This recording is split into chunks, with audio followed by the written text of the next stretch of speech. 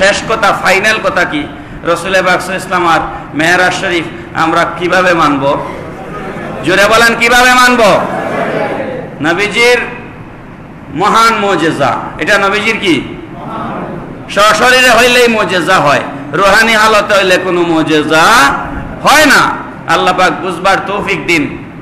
আর সব কথার শেষ কথা হলো, আপনি ওই কথা রসুলের শানে মানবেন, ওই কথাটাই রসুলের শানে মানবেন যেটা রসুলের পক্ষে যায়। যেটা রসুলের বিপক্ষে যায়, শান ও আজমতের বিপক্ষে যায়, সেটা আমরা মানব না। কথা কোন ঠিক না? ঠিক।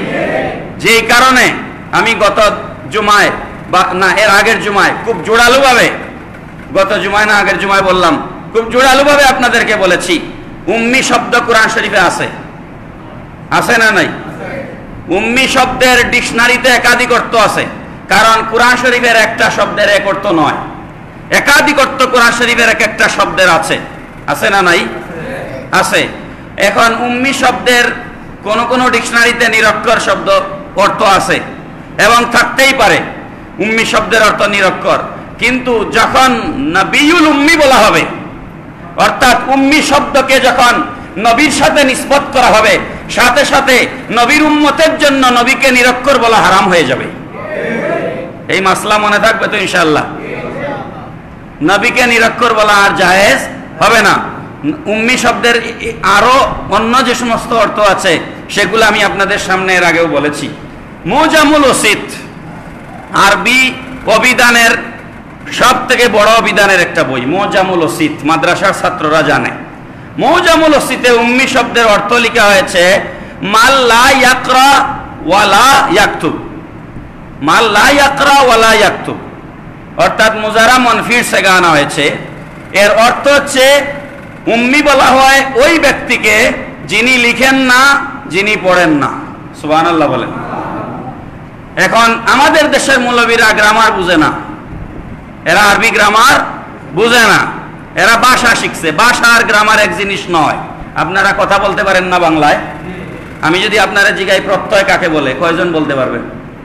আমি যদি আপনাকে বলি অব্যয় বলেন, কি বলে বিদয় কাকে বলে বলেন, আমি যদি কারক কাকে বলে, সমাস কাকে বলে, আপনারা বলতে পারবেন।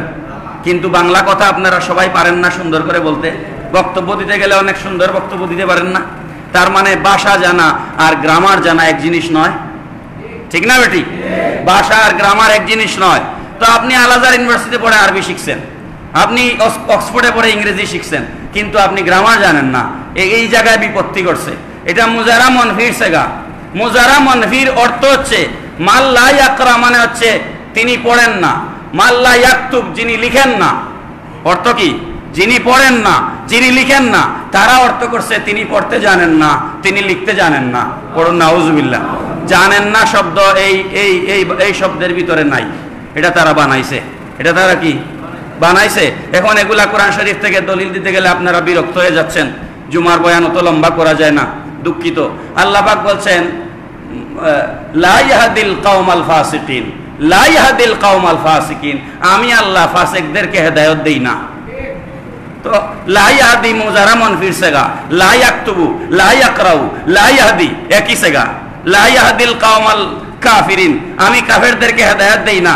এখন কেউ যদি অর্থ করে আমি কাফেরদেরকে হেদায়েত করতে পারি না, কথাটা বুঝছেন নি? আমার অর্থ করলো আমি কাফেরদেরকে হেদায়েত করতে পারি না, তাহলে সে ইমানদার হবে না বেঈমান হবে?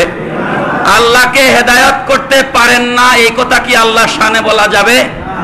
তো আল্লাহ তো কোরআন শরীফে বলছেন লা ইয়াহদিল কওমাল কাফিরিন, আমি আল্লাহ হেদায়েত কাফেরদেরকে হেদায়েত করি না, করতে পারি কিন্তু করি না। এর অর্থ এই নয় আমি হেদায়েত করতে জানি না। ঠিক তদ্রূপভাবে আল্লাহ বলেছেন আপনি নবিউল উম্মি।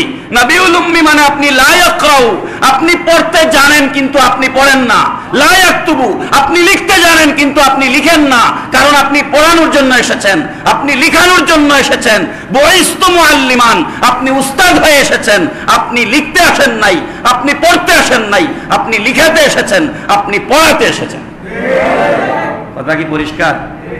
এর বাইরে কোনো আকীদা রাখলে ঈমান থাকবে না, নামাজ পড়িয়া কপালে দাগ হইলেও কাজে আসবে না। আল্লাহ পাক বুঝবার তৌফিক দিন, সবাই বলুন আমিন। ওয়া মা আলাইনা ইল্লাল বালাগ, আল্লাহুম্মা আমিন। আলহামদুলিল্লাহি রাব্বিল আলামিন ওয়াল আকিবাতু লিল মুত্তাকিন ওয়াস সালাতু ওয়াস সালামু আলা সাইয়্যিদিল আমবিয়াই ওয়াল মুরসালিন। ইয়া আল্লাহ, যা কিছু আলোচনা করেছি দয়াল নবীজির খাতিরে কবুল করে নাও।